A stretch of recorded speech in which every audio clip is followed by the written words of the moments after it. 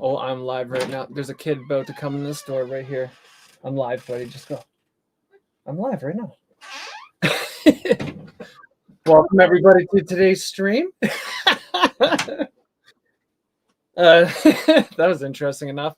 Yeah, as soon as everybody's here today, so it should be crazy, man. There could be people working out above us. Let's see what happens during this stream. Welcome to today's stream. The A.K.A. the Wizard stream, and today is about the tools I use to get a mix going. And I was actually asked for to do this stream actually by DJ Melodic on like some of the choices that you make as an engineer. Why do you choose the compressor you do? Why do you use the EQ you do when you do, and what the heck's going on there? Because there's so many different tools available to us, right? So it's like we're gonna dig in today. I think everybody can see this screen right here, right? So I got a track here. It's a random beat. We're gonna actually use it, I think, as an intro maybe for this, right? And yeah, so today we're gonna have a listen real quick. I don't know if you can hear it. Can you hear it? It has a little siren. We'll just have a listen real quick to this, just to hear some of the instrumentation that's going on for it.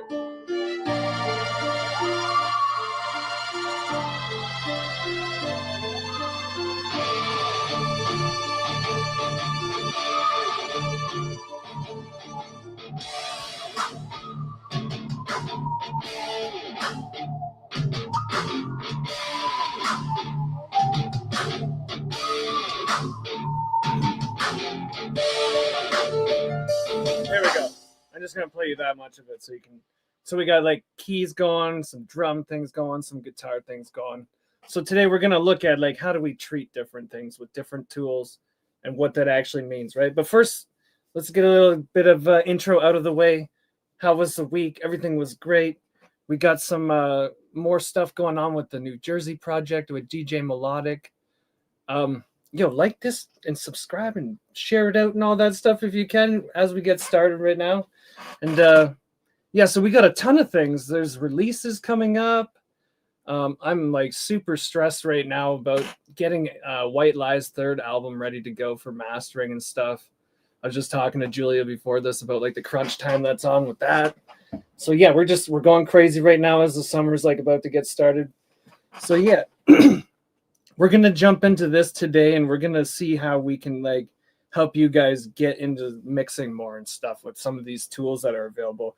And I'm actually just going to like show you some of this stuff, like the classic tools. Like when we went to college, it was like certain mix engineers would always use the same compressors on a snare drum or a kick drum or a bass guitar and stuff. So I'm going to go through all of that stuff today. Some of those like classic examples of like what to use where that everybody just kind of uses. So we'll go through that. Check out my other videos too. It kind of ties into this, the one that I did on compression. So I'm not going to get into like what the controls are actually doing today. That was on the other video where I'm just going to show you what I'm doing and why I'm doing it today, right? More of the like detailed, in-depth what I'm actually doing with it, right? So yeah, if you want to check out some of those other videos that I've already got up in your spare time there to further your knowledge on what I'm talking about here first, right? So yeah, so I'm just going to jump right in here, I think. At the start, I'm ready to actually play some... Sorry? What's going on? Can't hear properly. Am I like too low? I don't know if something's up right there. What's up, Henry, by the way? My boy from Africa, all the way from Africa joining us here. What's up, bro? Yeah, I feel like I don't have any error messages or anything over here, so maybe just some like internet lag or something, maybe. Yeah. Hopefully everything's okay there. But yeah, thanks for joining us. Anybody else that's here, thanks for joining us. I know a lot of the people, they watch it after the fact. Like a lot of people can't make it today, but we do it anyways every other week. Every other Sunday, we try to be live here and teach you something. So today we're going to jump right in here. I was looking at, so I can solo some of these instruments out front. I'm just going to put my notes down here real quick. If I go into the session here, we can solo out like some of the stuff that's going on. So we have like our intro piano going right here, right? You heard that come in, right? And so like, that's a pretty bright piano in itself, right? So I'm not like I wouldn't in a mixed situation do what I'm about to show you, but like I commonly use. I'll show you like a compressor move that I do when I want like a keyboard to bang harder, like the keys to be hit harder than they were or whatever, right? So I just hold on a sec. Let me get all this stuff out of here real quick, and we'll start with like a really blank slate. So I'm using Slate plugins right here, but actually, like I can show you the same exact plugin from another manufacturer in a minute after I do this. But here's the keyboard track, right? So I got this compressor right here. It's 1176 Blue. And I think it's like the third revision of it or something. It's not the other blue stripe that they use for vocals, right? But this one gives a nice like upper mid-range like bump when you compress things with it. And I'm like not even a preset, but you just start to like move the knobs to give it some compression, and it sounds amazingly different with the keyboard, right? It gives it like a punch. So you're just like feeding into it and it like booms. Like it really gives it some chunks. So I'll bypass it right here. It's so soft now. And you engage it's like wow, right? So like I commonly use this compressor just to give a piano like a bite without EQ.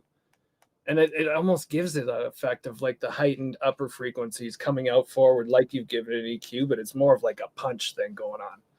So like just to move like that for a keyboard, that was the first thing I thought of when I opened this and heard this today. And then like other things, there's tons of classic things. So like we have, I wonder if I can find, it's kind of hard to do because I have all the drums as a group right now, right? But it's a perfect example that I can show you about this too, is here's a group of drums, for example, right? So they kick in, sorry, we'll just move it over here a little bit, I think. They kick in right on this bar. So you have some drums going, right? And I actually treated them just before the session here. So this is what they sounded like before it. Kind of like fake to me, and like I might even malt them out again when I go to mix this beat for real. I might malt them out again just to be able to get the snare drum separately of everything else even, right? But what's happening here is like I'm pretty much brightening it up with the Neve EQ right here. If you look right here. And like you can use these plugins from any manufacturer. It's not just Slate that makes them. They all sound similar to each other because they're modeling the same things from the past, right? So this EQ right here has a nice shrill sound to it when you do high frequency movements with it. It's pretty much aggressive no matter what band it's touching. Like it's kind of like a big old muscle car of like EQ, if you want to call it that. Like it's just harsh. It just gives you it right in the face. Like as soon as you move the knob, it's like boom, that little frequency is like kicked hard. And it's got like some distortions going on in the way that it actually was emulated and stuff. So it's like really shrill. I'd like to use this one also on, so I'm brightening the whole kit with this when you hear it, right? So it's bringing out, and I was scared. That's why I wanted to really bring out the snare, but it was like other stuff is coming out obviously as a result, right? So like, depending on what your use is, you'll use these different tools, right? So like, if I were to take this and turn it off, the Neve EQ, and do almost the same thing with like an SSL EQ, you'll get like a different result. It's much smoother what happens with it. Listen. Actually, I'm going to try and match it even. So you got like a couple dB. I forget what the high shelf is, but this is a shelf just in itself that you can modify, right? So very similar to the points, right? So I think maybe their filters are a little lower than SSL's is typically set. Like somewhere around there maybe. And you have to give it more to get the same effect on an EQ like that, right? So we got that one, and then I think, what do we got here? Another 2.2 kilohertz. So we'll try and match. It was very similar right there. But we can actually like go between them and hear the difference between two EQs with similar, almost exact same settings to them. 3 dB, and we got a little much there. So there you go for that one, right? If I turn that off. Sorry. There's that one.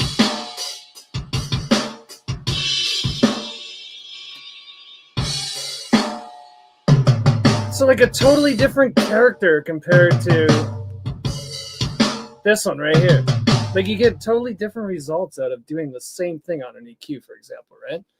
So that's just one example of that. So I'll commonly use the blue guy here for like string instruments to bring out like the high shrill of like the string action, that sound of the actual like grinding against a string sound as a violin plays, right?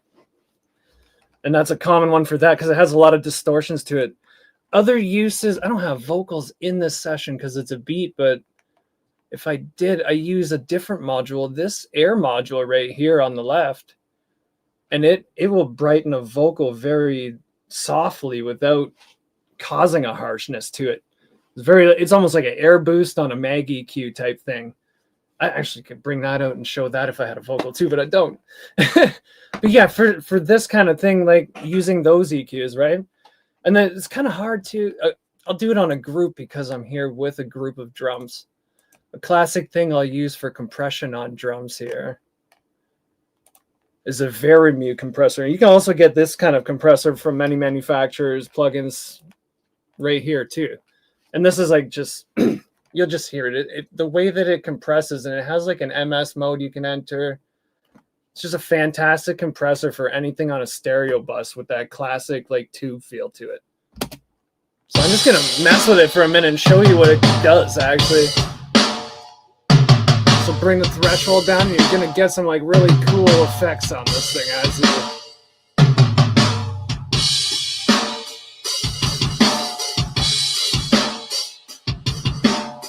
Like you can really, so sometimes what I'll take this and I'll put it on like a bus beside the actual drum kit, and I'll do a parallel compression, really squash the shit out of this, and you get a really cool like sound coming out. Listen to this.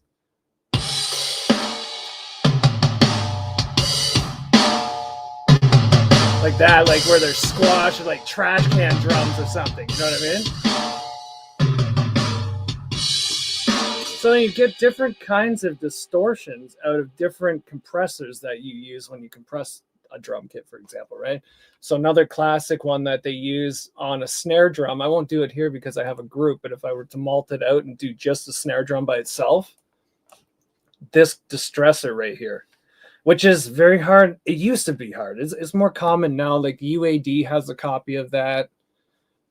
Slate obviously has one of these. There's one called SOR8, I believe, that was out there before. Different models of the distressor. I think the company makes an actual plugin of their own thing too, right? I guess Slate got theirs certified by what's the company that makes it? It's like, I don't forget, man. Everything's out of my mind right now, but yeah, they got theirs certified by the company to say it sounded like exactly like a hardware unit or something.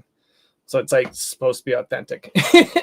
I think it sounds great. I use real distressors in the studio in college, and honestly, this is why I chose the Slate stuff, is because it sounds so similar to what I felt in the actual studios there when I was using it, right?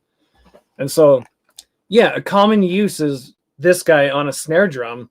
And you use the attack setting. So you shave off the front end of a snare. You turn the attack way up, and then you like have the release come off. So it like unclamps really quick too, right? And you get this wild snare sound that's like 4 times as open, and the tail end of it tails off giant. And it's just this wonderful thing that happens with a distressor, right? Like classic, like Foo Fighters type music would use that on their drums all the time and stuff. It's like, mwah, right? So then that's like one for like snare drums. There's all kinds of tools we use. So like this console one, for example, you'll see how it's on the Brit end setting right here, which is the same neve console as this EQ would be on, right? And when you activate this, I use it all the time on drum kits and like 808 sub samples where it's like this banging bass, and you want that to like really come out the subs and stuff. This thing, the harmonics of a neve console was like second to none for that. A lot of the rappers, I forget who it was, Sean Kingston or something like that, came through like the London studio. It was specifically because there was a Neve 88 RS console in that room, and he had to have that sound on his sound, right? So it's like these consoles of the past that we're emulating right here. You turn that little thing on, and boom, your like sub bass is like 4 times the quality it used to be, just on anything that contains bass that you want to have that juice. And it's like it's kind of like an EQ, but it's like harmonic detail and distortions and other things that they've modeled about it, right? And it's a lot more than just turning an EQ knob to get more bass. I can't describe it. It's almost like this 3D thing that happens to the bass in that case, right? It's like, it's wild. So yeah, we use this console religiously, different consoles on here to get different results. Some of them can turn like a piano track cold. So like you'll have like a nice piano track on and you want it to be like a little more like sad sounding or whatever and like mid-rangey, and that'll just, you pop it to a console mode like that and it just happens. You just get this like thing without an EQ even going on, right? That's it. That's another use of that. I might go back to my notes here for a second. How are we doing? If you haven't, who's that? D Money. What's up, D Money? Thanks for joining, bro. Yeah, if you guys have any questions about how to mix a specific instrument or like specific tools to use for specific things that you want to know about, drop it in the comments here. And my tech team here, Julia, she'll get it back to me and we'll answer it for you right here live. If you have any questions about anything that I go through as I go through it, just drop it in there. She's watching it, moderating the whole thing. So, yeah, sweet. I'm hoping there's questions. We want to get people on here live sometimes. I got a few ideas already for some streams with people to get their minds on this stuff too and ask me questions about it. So it should be interesting in the next little bit what we can make happen here. But yeah, come at me with your questions and we'll get everything answered for you. Yeah, so like modifying the envelope of different sounds using different tools, right? So like we went through it in the compressor, I think, and vocal lesson that I ran before, some of the different compressors you use for a vocal, right? But I want to go through today like some more advanced stuff with that. Like I use like virtual mics, I use virtual preamps, so I got like other things like this guy right here I can add to any channel, and it's almost like a console but like just a preamp like you'd have on a desk or whatever, like these classic $4,000 preamps that you like, a Avalon 737 type thing but from a different company type thing, right? And it'd be, this guy was, I think, I'm forgetting what it is right now, a Telefunken preamp, maybe something British. But yeah, this one you pop it on a signal and drive it all the way up into like a saturation if you want, or just get this wild depth that no other device has to add to the sound of a vocal or to the sound of an instrument, right? And so like being able to get these other worldly qualities to your music that aren't just an EQ or a compressor too. So using saturation in your mixes is a big key, right? So I can show you a bunch of different plugins that I have here personally for saturation. I don't know if I'll let you hear them all just because it might like ruin everything, but if I can find some of the classic ones that I'd like to use for different things. Obviously a tape machine is on there. They're a saturation kind of thing too, but you got to be careful how you use them, right? We'll go to another one here in a sec. Maybe I can find it through the names. Who made that one? Bus Driver is another one by Nomad Factory. Has different types and stuff of, it's got a compressor and a driver on it, right? You can push the inputs and they have like a vacuum tube input stage and stuff to them, so they'll create a sound with it. Yeah, it says it's actually like a 1176/LA2. So it's like kind of like a double limiter compressor on this side for that half of it, right? So that's another one that I use randomly. One that came out by Slate actually for multiple things. If I can find it here. So I got tons of plugins, thousands of plugins. Yeah, shoot with your questions while I'm looking stuff up too, for sure.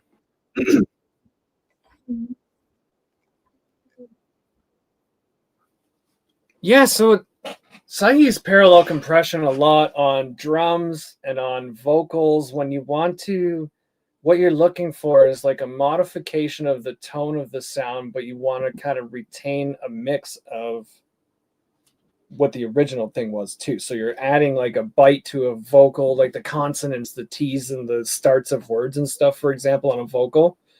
And you want to get more T and S and stuff coming out of that vocal, but you don't want to ruin what the real one was, right? because when you compress anything, it's really just distortions happening to it, right? The circuit's clamping down on whatever audio signal's running through it, and it's actually ruining the audio a little bit to make it do the volume adjustment, right? And you're just creating distortions by doing that. So like the harder you hit something, the harder it's going to change what the actual audio was, right? So in order to retain that, we use parallel compression as an effect almost, where you can then get the sound quality of what that ruining effect is from the compressor. Or like, we're not calling it ruining, like sometimes we trash the shit out of it, right? Like, yeah, it's a pleasant ruining. It's not like it's a bad thing. We do it on purpose, right? And it's to bring out the tonal quality of that compressor, and each compressor does a different thing, right? So when you drive a compressor that's like an LA2 style, it's a tube compressor, right? So it's going to sound different than when you drive like a FET compressor, like an 1176, right? Or like really VCA clean compressors, like the newer style ones, right?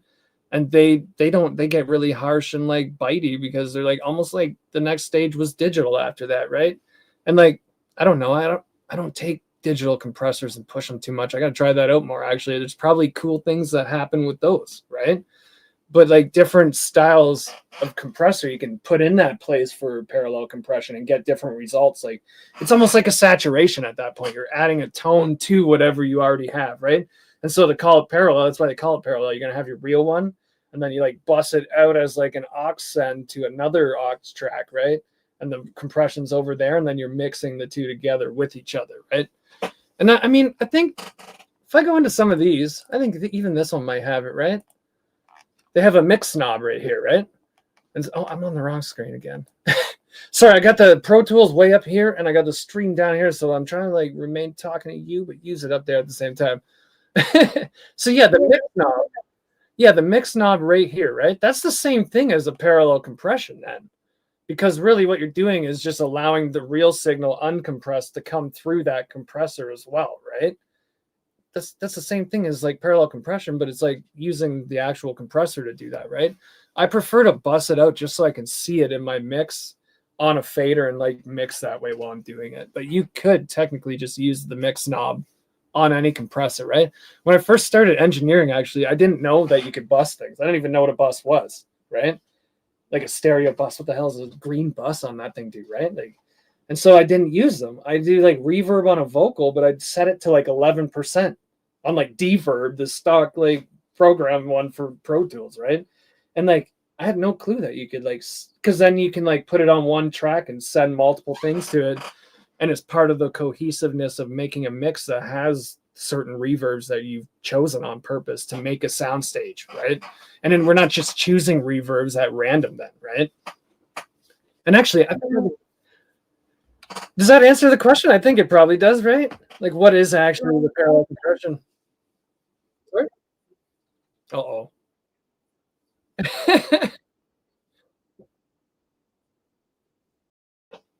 Yeah, so I could actually do it if you want. I'll just make it right here in front of you. So I'm going to take this off of here, right? Here's my drums. I'll just name it. I didn't even have names on there yet.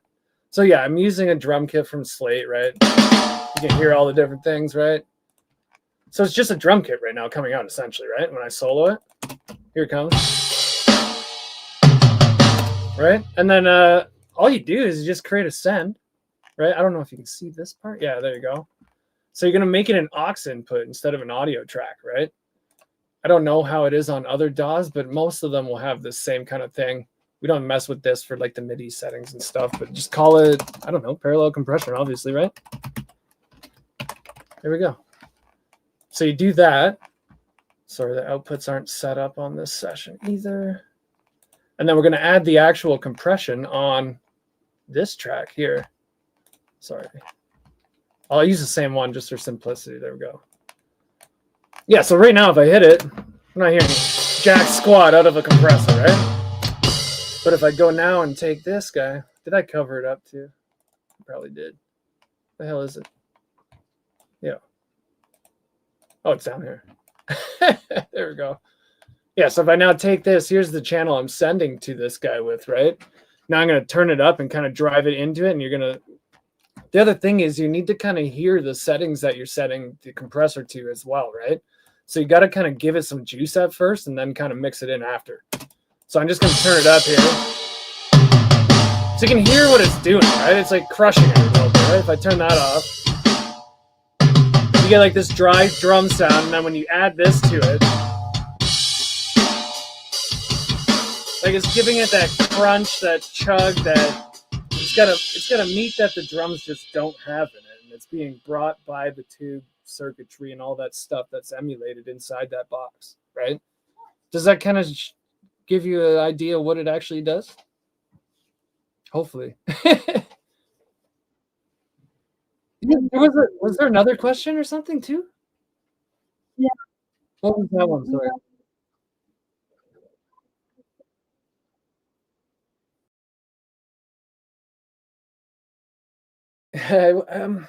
I would take it out. Honestly, it's not the tone of a voice that's gonna cut above it, like for the bass of it at least, right?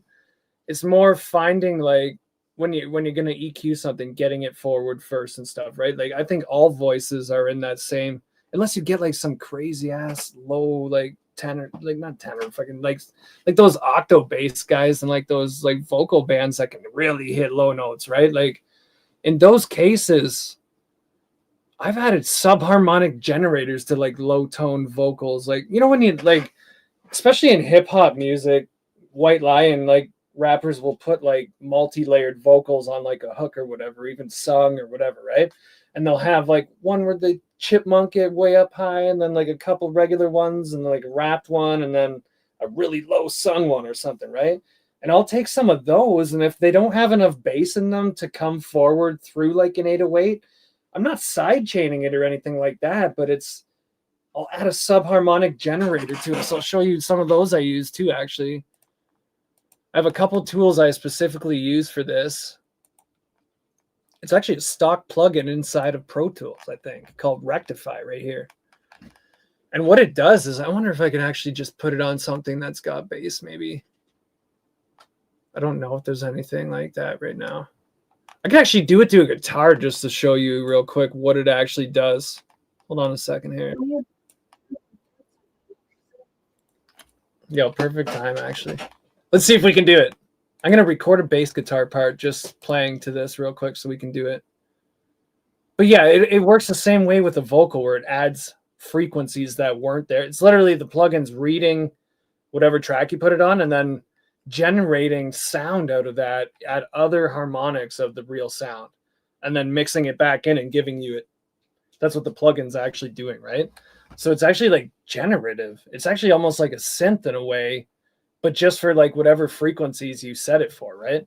So I'm actually going to make a new track right here, and we're going to record a bass guitar actually quick. I had this random plan to just like, I don't know. I just had it here, so why not like just bust it up? I'm playing it upside down too, by the way. It's a right-handed bass. I'm a lefty. Just how the cookie crumbles today, bro. But yeah, let's see if I can get this going in here. Of course, no. There we go. Can you guys even hear that? Okay. Yeah, I'll just see if I can play along with it for a bit and just get a little track going on. It's probably too high too.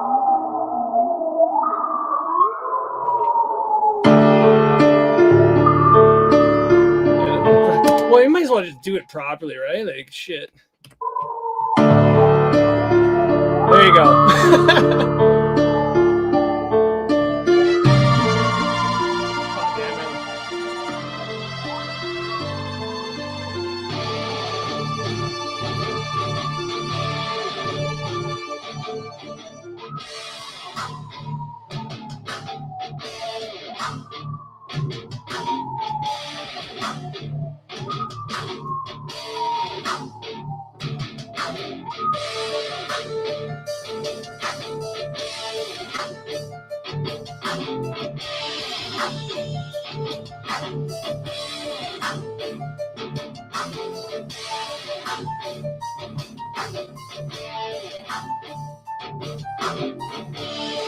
Alright, that's enough of that. So yeah, we got a little bit of a bass guitar now. You can see it right there. So let's just like get in there and hear it real quick. Sorry, I'll just shut that off so I can't hear that. Yeah, so we have,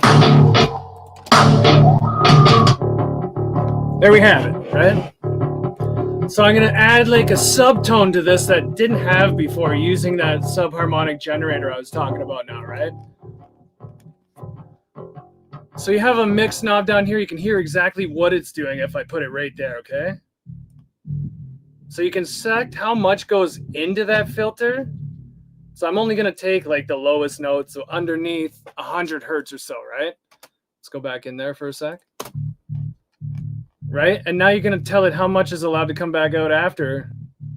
Out of the filter, not out of the sound. Out of the filter that's happening, right? And then that's where you tune whether that's sub bass or got some grit in the low mids of the bass, like 250, 300 hertz. I'm going to set it for like 150. So it's very much just around the same amount of sub bass. And it's pretty much just adding really low shit underneath that all the way down into the subs. And then when you use these different filter types, you can really like kick in like 24 dB per octave shifts and like turn them into 6 dB and shit like that, right? Like, and it really rumbles those low end tones. So I'm gonna like put it right here somewhere. We'll play this one more time and hear the difference once I mix it in, right? So I have that now, right? And you can turn it up how much you want of it, obviously. So there's just like I don't even know if you can hear that, but here comes the real bass and you just mix it, right? So there's none of it. And then you can really get sub bass kicking into it and stuff. And it's not a grit. You're just adding tone, like frequency to the actual sound. So it has more bass in the actual, like you can now EQ that and turn all of that up now that it has it, right? There's actually more audio going on than there was. So in a vocal situation, yeah, you can do that same thing and add stuff to your voice that really wasn't there in that whatever ranges you want, right? And like, it depends on the track, really, D, because like every track's different. Like what kind of frequency palette and like sauce it has inside of it, right? So like when you have a low tone vocal matching with that, it depends on what else is there with it, right? So like a lot of 808s going on. I don't think I've ever had problems. It's just like just mixing it and getting it to that perfect level, you know? Like I'm often taking bass out of vocals, to be honest with you. Even like, I don't know. It's the craziest thing because like once they get on top of it and everything's kicking, it's like there's bass that wasn't in your voice there anyways with all the shit going on, right? So it's like matching whatever you take away to whatever's already there kind of thing too. So that, and it's like always, I've never had the presence of a vocal be in the low mids or something, right? Like I try and tame them if it's like shaping. So like I think I went through it in the vocal session that we did the live stream a few weeks back there, where I used like a C4 compressor. I'll just show you it real quick. And you can like take these, and it's a multi-band compressor, but most people just like use it like this. I don't use it like this ever. I always bypass things I don't want and use like a little section of the compressor, right? Because then you can choose what you're actually like modifying. And I'll use this as a tonal tool in a vocal. So if like a vocal doesn't have enough presence to it, and you can use this to bump up the actual frequency spectrum going into the compressor and then compress it and like all kinds of stuff with a specific band, right? And so like, yeah, you can use this to make a thin vocal more puffy in the low mid bass if you want to, right? Like things like that, any kind of changes you need to make. But like, yeah, I don't know, man. Once any vocal is compressed properly and has like I'll call it like, because when I EQ a vocal, you're trying to find like this happy spot for the vocal, right? Where it doesn't have any weird like overtones that are like harsh to it or anything like that. And it's more so just finding the EQ that works to make it sound its best to me, right? And then compressing it out. And like, I've never had a vocal that was muddy behind like the mix after that point. And it's just like the specific step process you follow to get it to that upward state, right? And it's not just a compressor, right? It's like when I go to that vocal one maybe later and have a look, it's literally like you need to have like automation running on it after you've done all this, right? You've got to have sometimes a limiter on a bus, even clamping down all of your vocals as a group so that all of them come forward, right? Like other techniques used to get that vocal from being muddy in a mix, right? It's not just this tonal kind of stuff, picking a tool kind of thing, right? Like doing the mix requires getting that bus of vocals together analyzing it with a limiter on the track with no limiter happening, right? Like you're literally just seeing how much power each set of tracks is going into another bus with to monitor that before it gets mixed with the beat, right? Stuff like that. So really just like templating out structure of mix sessions and stuff so that you're getting this result that you want when you get it done, right? There's no muddiness to it then. So yeah, like those are all little techniques you can try to apply to your mixing to actually get it to make that vocal come forward more, right? But yeah, go have a look at that one later. I bet that'll help you out tons for that. But yeah, I'm wondering what else? Is there any more questions or anything? All the questions answered so far. Perfect. I hope you've been having fun so far. How long has it been? 36 minutes now of me just BSing online on a Sunday afternoon. There we go, baby. But we love it. You know what? If I can send you guys home with one single like tip that helps you get further in your career, right? That's why I'm here for. It's the best thing ever. That's the best like gift I can ever be offered, you know, is like just because we've now got the experience to share, so we have to. It's like a duty to do so, right? So yeah, we've talked about that. We've talked about the bass. I did the bass guitar thing. Yeah, I don't usually play live on streams, but that was kind of cool. We'll have to do that more. Maybe we'll do it. I don't know, man. Spark the Philly already does a sweet cook up, man. So like I don't want to like ruin the flame, you know? And like Augie doing the sauce cook-ups and there's all kinds of fun things happening, right? We talked about that last week. That's where you got to go see that collaboration video. That was sweet, right, Julia? Where it's like all about the politics of like the music industry for the people. We get pretty juicy at the end. It's a little heated maybe, but now go check that out later, actually. But yeah, I'm wondering if what else do I need to talk about and cover? I covered a lot right there. It was actually DJ Melodic who asked me to cover a lot of this stuff. I was wondering like what else he wanted to know, but I don't know if he was able to make it or not. I don't think we saw him yet, right? I'll probably see it later. Let me ask. That's sweet, actually. They're my boys. That's how we do this. But yeah, we're going to I'm gonna look at some of these other things. So like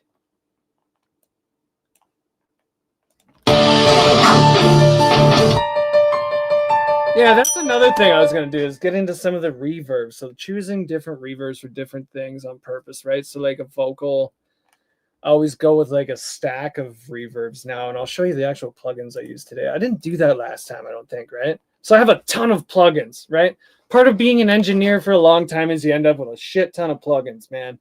So like I have I think almost all of the Waves plugins you can have. So like, yeah, like I'll just bring it out for a quick sec since we're here. There's a CLA2A, right? And it's the exact same thing as like where are we? Can I bring them both up at the same time here? This 2A right here, right? So you have that. And then you also have, where did I put it? If I can just get it up on the screen too. This guy. Almost the exact same damn thing, just on its side, right? So like each company has their own things you can use in place of whatever I'm talking about, right? So yeah, we have a shit ton of plugins. And so we have all these reverbs too, right? And I use, over time, you kind of whittle down and weed out ones that you don't use very much. And like, I don't use the H reverb much or the R reverb. I go to this guy, which has in it, I'm on the wrong screen again, this BM7 kit right here. And it's one of my favorite reverbs ever because it's actually emulating a Bricasti M7. Which is like it's like a 10,000, I think it's like a box in the wall plus a controller type thing on your desk. It's almost like a Lexicon reverb. And it's like one of those classic things, and they've modeled it inside of this. And it's just like, I used it inside the Real Studio at college, and it was just the most fantastic reverb I've ever heard in my life. And I use it religiously. Everybody go get it right now because it's like right there, bro, you know? Like, and it has presets for all kinds of different things, right? Like, I won't tell you which ones my secret ones I use, but there's specific ones within this little one right here that I have open that I use a specific one of for every white lie mix, man. But yeah, they got all kinds of different plates and things, right? So that's a great one that I always use for reverbs. Everything from vocals to snare drum reverbs to keyboard background reverbs, or putting a reverb on a delay to make it last longer after, stuff like that, right? And they all sound different with their different patches, right? So you have that reverb. And then another one I use a lot from Slate as well. I'm a Slate whore. I just use all Slate plugins. Lustrous plates. This is another biggie for me. This guy right here. God damn it, I'm on the wrong screen again. There we go. This guy. And then you have different types of plates at the top here that you can cycle through on it and get all kinds of different sounds. They have them labeled for different uses, but I mean, I'll use a drum reverb on a vocal if it sounds right. The key to any reverb, like I said in that vocal lesson when I did the vocal ones, right? It's like choosing the reverb by hearing it. Don't just choose it for its name or who made it or some other reason. You got to sit there and listen to it, right? Like literally get there and like put them in, turn it up a little too loud and listen to how it's affected with the track, right? And choosing reverbs by actually hearing them, right? But use these good ones to start up with, you know? Do I use any other reverbs for that? Yeah, so what did we cover actually? We covered compression, a couple of EQs, some reverbs, some saturation. I want to talk about some other things maybe as I just see them here.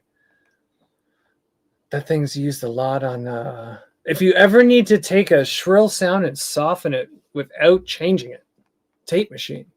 And then you have on a tape machine, you have this little button on them all called bias. And it's actually like the way the head writes to the magnet strip on the tape on the real one, right? And it'll affect the brightness of whatever by attenuating like the peaks of it. So it kind of like cuts them off a little bit. It's not like it's a distortion, but it's not like harsh to it. It's very soft the way it like sounds to it. So it's almost like an EQ, but it softens things just on the high end, right? So if you ever have like some shrill instruments you're just trying to tame down, almost like opposite of compression or something, I use a tape machine on a low bias for that. Or I'll use on a whole mix, if you need to slightly brighten a mix, I'll just turn the bias up on a tape machine on the master, because I always have a tape machine on my hip hop masters, you know, like just certain little techniques like that just to get little things out of it, right? I wanted to talk about something important to all mixing, regardless of like what plugin you use or everything, is the input levels, right? Whenever I'm using a lot of the classic gear, especially that's emulated, you got to understand when things were in the 80s and they weren't so developed digitally with chips and converters and all that stuff with computers that we use today. The technology, the boxes, the analog things with circuits inside of them had limits for voltage, right? Like they were designed very in spec to like the way that the electronics worked, and if they didn't work right, they literally blew up like an amplifier blows up, right? And so like when you're setting levels to some of this stuff, even in a plugin that they've emulated, watch what happens if I just put something into a tape machine. I don't care what it is. It's gonna be way too loud. It's going into the red most of the time. It's clipping, right? You're gonna have to take these inputs on a lot of like emulated plugins and turn them down just to have them like operating properly first, right? So like somewhere down in this range is where you're gonna hear the proper sounds of it, all the way up to about where it hits 0 on your highest channel, like somewhere right around there, right? Like, and you're not driving the shit out of these plugins, because you got to remember, like, these plugins were also built with like the distortions that they make built into them. So if you really drive them, you're gonna 10 times that like emulated distortion that it's causing too, right? So just being careful when you use some of these plugins, especially I'd say like my emulation software for like the mics and stuff. When you're putting a mic up for that, you have to take a tremor and put it before it and bring it way down for that old school mic or whatever to like sound right, because they're trying to get the signals levels exactly to where they really were. But we're using digital tools around that level, right? So it's like they kind of mismatch that way when it comes to plugins, right? And so you find that like if you're ever having trouble where like you're compressing something and it just doesn't sound natural and right, and you're like, what the fuck's going on, right? Just try tossing some kind of a gain tool. So like I'll show you other ones since I think they're on here easily too, right? Like most Most DAWs will just have like a gain tool of some time built into them, but I have other ones too. Yeah, there's a kilohertz gain there where it just literally bring it up and it can modify the volume of something, right? You can use those tools just to help beforehand, afterhand, whatever you're doing it with, right? Just to like bring the signal down, because you have the ability to bring it right back up inside of most compressors and things anyways after, and take advantage of some of the output transformer emulations and things like that that made it really sound juicy on like some of that classic gear, right? So then having to like lower a signal down, putting a gain plug in on it before going into like a classic piece of gear, and then boost it back up afterwards with the saucy transformer in that gear, and you get a totally different result than trying to just pass a signal through it and compress it. You'll get like this. It's almost like the same thing as we do with the harmonic saturation, where it like has like stuff added to it that it literally didn't have before from that plugin, right? And that's really what we're going for. When you were in the 80s, why did you choose to buy that giant thing behind you for like multiple thousands of dollars? Because it sounded cool, right? So they could try to like re-get back some of that mojo or whatever that the old units had in them. And like we just grow accustomed to choosing specific ones. So like an 1176 has always been common on bass, right? Like it just gives the low end and everything this nice tightness, and it was a slower fast compressor for its time. It was a FET compressor, so it's like it could handle going pretty fast like a bass line would move, but not as fast as like a really fast rapper could like pass lyrics right by the compressor circuit. Like really fast attack drums and stuff like that are happening in some digital music. They can't even be tamed by that compressor. You got to use like a VCA one or something really, really digital and fast, right? So like just knowing what all the different tools are. So like as you watch the channel more, you'll just see different names of things. These are all usually emulations of that classic gear that I use. Because I'm just like one of them analog freaks. It just sounds good to me when I do use some like digital stuff. Like whenever it's more use case. So if I'm trying to fix something, I'm reaching for an EQ more like this, where it's like a digital surgical ability to it, right? Where the hell's the EQ, man? There it is. This guy right here, where you can just add things to it, change the shape of them, right? Like your typical, you can do anything with this thing. You can add 50 bands, right? You just keep going and with like whatever you need, right? It has mid-side modes. It has multiple different filters. You can do all kinds of things with this thing, right? So like when you're trying to fix a problem, I'll go for something like that, right? Don't ever make that EQ move on anything. When I go to master, I'll use an EQ that's built more for mastering. So something along the lines of an Iosis Air EQ right here. So that little module I showed you that I'll use to brighten up a vocal without making it harsh that I talked about before, this actually has it built into it right here. It's actually on the end right here, right? And that's what it's actually doing to it. And that's the filter shape of that module that I showed you in the other package, right? And so I'll use this one. This one actually, and it's made for mastering. So they have like mastering settings. You can just like the filter types and stuff auto set, right? Like the shape of the actual curves and things, they have them set for different machines that you like buy for EQ and mastering set, like different situations, right? So like when you use this, they call it density, and you'll see what happens when I turn up density is that entire band, right? Or when, oh, I'm on the wrong damn screen again. Here we go. Sorry, I'm going to go up here for a minute just to show you. So like the presence band, it's going to boost like all those top frequencies, but not the very top, right? Clarity, very like shelfy on the top half of the entire spectrum, damn near, right? Bass, almost the entire low end, right? So like the shape of the actual filters matter compared to when I show you those machines that I'm using on a single channel for like a bass guitar or a drum or whatever. Those ones are just turning a knob with a filter size, right? We don't really get to see what the shape is and how much band they're taking up and all this stuff. We're just seeing it visually on a knob, right? And you're hearing it, right? When you need to go and make these fine adjustments to like a master or something, you're needing to know like exactly what section you're treating, where it is, what the shape of it is, how much is being taken away, at what bandwidth, all of that stuff, right? And using it as like almost a visual feedback. I know it's like mixed with your ears, right? But it's like in these situations, we're not trying to see the audio. We're trying to see what we're doing to it on a higher level, right? And to see the actual shapes of the things. Because like when you turn all these up, they're all different shapes. Look at it. Like the bandwidths are different, the curves are different, right?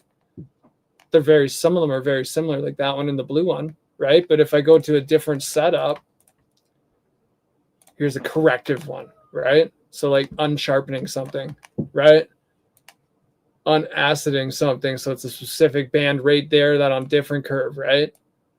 Unboxing something, taking boxiness out of a vocal or whatever, right? This one's unmudding something, right? So it's like, and then studying, like when you don't know what the name mud means, like people talk about muddy mixes all the time and stuff, right? So it's like, what is mud? Mud is going to be, if you look on the plugin in the mud section, it's going to be around like, like 200 to 250 hertz, somewhere in there, right? Just below there on that kind of a curve. If you're going to take that much of that section out, right? It's not going to be like some wide, take a whole bunch of different frequencies out. It's very narrowed down into that very section, right? So like different curves for different uses, different plugins that make different curves. So we talk about, I think everybody's heard of a Pultec EQ. I think I have one by now, right? Do I even have one installed right now? I don't use it too often. Yeah, I got one. Here it is. This guy right here, right? And so you have this classic boost and attenuation, right? And if I were to draw that on a different EQ, I'll bring another one up just so we can see it again. What's happening on that filter curve when we do that on that classic EQ, we'll just do it right here. You have like a frequency that's happening, right? And just before it, you have like a little, and it's lined up and on the same kind of curve as this, the way it filters down and actually becomes. So like you get that out of like that processor. It's like more than one thing happening on an EQ on one knob kind of thing on a actual analog piece that we used to use, right? We use it still, obviously. But yeah, that's just another example of like the way that we use the different EQs for different things, right? So like in mastering, we use different curves on the actual EQ itself compared to when we're treating a bass guitar and we need to actually jack up just the grittiness of the strings, right? You can do it on all of the different tools. Like, dude, it's an EQ. It can probably like, you can match almost anything if you got good enough ears, right? But it's like, we use the tools we do to make whatever we're doing the easiest and fastest as possible too. We're making money at this too, right? Like it's like we're trying to get the best result out of it in the least amount of time at the highest quality rate. And you can achieve better rates faster with not using only one EQ for all of this stuff, right? And like you'll see different engineers, they got a different recipe of like the different plugins they own and use. So like I went to a big studio to do a mix for a movie which had like 75 tracks in a session. It was giant, right? And so I had pre-mixed it here in the studio using a lot of Slate plugins and things. And they didn't even have the Slate plugins like updated at their studio when I arrived.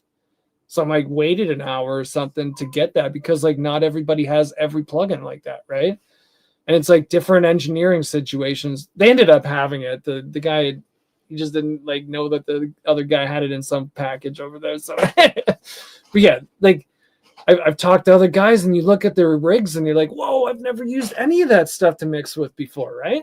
And it's just everybody's different and that's why I show you what I use to hopefully help you to hear what I hear when I'm mixing, right? So yeah, I think that's about all I have to share today. It's about 54 minutes long. That was a long one, actually. Yeah, we got some cool shit going on today. We had some people come in, ask some stuff. That's wicked, man. So yeah, we're hoping to do some like guest interviews and stuff coming up soon, I think, and having multiple people tap in and be able to ask me some questions, kind of like planned ahead of time and like make a whole thing out of it. Get a little different format going on as well as training with the actual tools and stuff. So we'll see what comes next. Until then, keep it real. Cheers, everybody.